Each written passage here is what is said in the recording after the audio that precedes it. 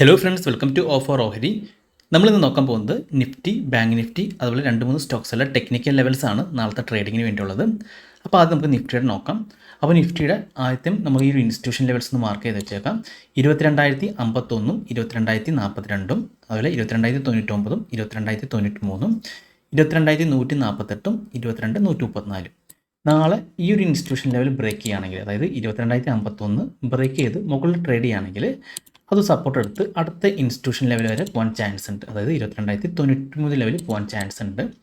അതല്ലെങ്കിൽ മാർക്കറ്റ് ഈ ഒരു 22,042 ലെവൽ ടച്ച് ചെയ്ത് താഴേക്ക് വരാനും ചാൻസ് ഉണ്ട്. അപ്പോൾ ആ ലെവൽസ് ഒന്ന് വാച്ച് ചെയ്ത് നോക്കാം. ഇനി അടുത്ത് നമ്മൾ നോക്കാൻ പോകുന്നത് ബാങ്ക് നിഫ്റ്റിയാണ്. അപ്പോൾ ബാങ്ക് നിഫ്റ്റി നമ്മൾ കഴിഞ്ഞ ദിവസം മാർക്ക് ചെയ്ത അതേ ലെവൽസ് നമുക്ക് ഫോളോ ചെയ്യാം. ട്രെൻഡ് ലെവൽ കണ്ടോ, ഈ രണ്ട് ഹൈ നമ്മൾ കണക്ട് ചെയ്ത് ട്രെൻഡ് ലൈൻ വരയ്ക്കാം. ഈ ലോകൾ നമ്മൾ കണക്ട് ചെയ്ത് മറ്റൊരു ട്രെൻഡ് ലൈൻ മാർക്ക് ചെയ്യാം. അപ്പോൾ ഇന്നും ആ ഒരു ലെവലിൽ സപ്പോർട്ട് എടുത്താണ് നിൽക്കുന്നത്. അപ്പോൾ അടുത്ത ദിവസം മാർക്കറ്റ് ഈ ഒരു സപ്പോർട്ട് എടുത്തിട്ട് വീണ്ടും റീടെസ്റ്റ് ചെയ്ത് തിരിച്ച് കയറുകയാണെങ്കിൽ ഈ ഒരു ലെവൽ വരെ പോകാൻ ചാൻസ് ഉണ്ട്.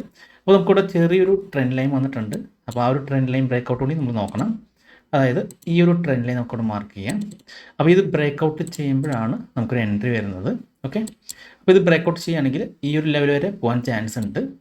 അതല്ല, താഴേക്കാണ് ബ്രേക്ക് ഔട്ട് നടക്കണമെങ്കിൽ വീണ്ടും ഒന്ന് റീടെസ്റ്റ് ചെയ്ത് നോക്കാം.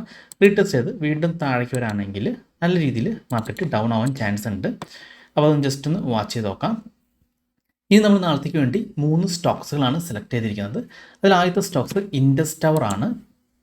അപ്പോൾ ഇൻഡസ് ടവർ നമ്മൾ കഴിഞ്ഞ ദിവസം ആ ഒരു ലെവൽസ് മാർക്ക് ചെയ്തിരുന്നു. ആ സെയിം ലെവൽസിനെ ഫോളോ ചെയ്താൽ മതി. അതായത് ഈ ലോകൾ തമ്മിൽ കണക്ട് ചെയ്ത് ട്രെൻഡ് ലൈൻ വരയ്ക്കാം. പിന്നെ ഈ ഒരു ഹൈ കമ്മിൽ കണക്ട് ചെയ്ത് മറ്റൊരു ട്രെൻഡ് ലൈനും മാർക്ക് ചെയ്യാം. അപ്പോൾ ഇന്ന് നമുക്ക് കാണാൻ സാധിക്കും എക്സാക്റ്റ് നമ്മുടെ ആ ഒരു ട്രെൻഡ് ലൈനിൽ സപ്പോർട്ട് എടുത്താണ് മാർക്കറ്റ് കയറിയിരിക്കുന്നത്. വീണ്ടും ആ സപ്പോർട്ട് എടുത്ത് തിരിച്ചു കയറാൻ ശ്രമിക്കുന്നുണ്ട്. അപ്പോൾ നാളെ ഈ ഒരു ട്രെൻഡ് ലൈൻ ബ്രേക്ക് ചെയ്യുകയാണെങ്കിൽ വീണ്ടും റീടെസ്റ്റ് ചെയ്ത് താഴേക്ക് വരാണെങ്കിൽ ഈ ഒരു ട്രെൻഡ് ലൈൻ വരെ വരാൻ ചാൻസ് ഉണ്ട്. അതല്ല എങ്കിൽ ഈ ഒരു ട്രെൻഡ് ലൈൻ വീണ്ടും സപ്പോർട്ട് എടുത്തിട്ട് അപ്പ് സൈഡ് പോകാൻ ചാൻസ് ഉണ്ട്. അപ്പോൾ ഒന്ന് വാച്ച് ചെയ്ത് നോക്കാം ഇൻഡസ് ടവർ. ഇനി അടുത്തത് RBL ബാങ്ക് ആണ്. അപ്പോൾ RBL ബാങ്ക് ഈ ഹൈകൾ തമ്മിൽ കണക്ട് ചെയ്ത് ഒരു ട്രെൻഡ് ലൈൻ മാർക്ക് ചെയ്യാം. അതുപോലെ തന്നെ ഈ ലോ തമ്മിൽ കണക്ട് ചെയ്ത് മറ്റൊരു ട്രെൻഡ് ലൈൻ കൂടി മാർക്ക് ചെയ്യാം.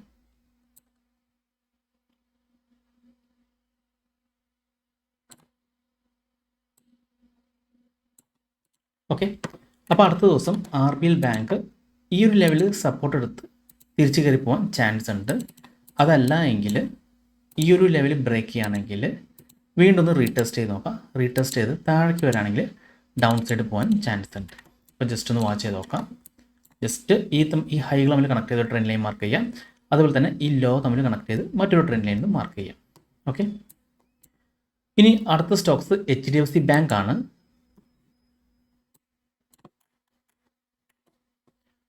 അപ്പോൾ HDFC ബാങ്ക് നമുക്ക് ഈ ലോ തമ്മിൽ കണക്ട് ചെയ്ത് ട്രെൻഡ് ലൈൻ മാർക്ക് ചെയ്യാം.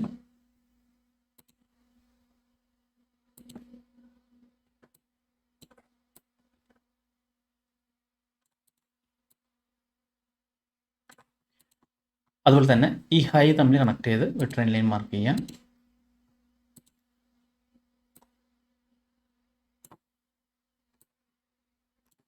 ഓക്കെ, അപ്പോൾ മാർക്കറ്റ് ഇപ്പോൾ സപ്പോർട്ടിലാണ് നിൽക്കുന്നത്.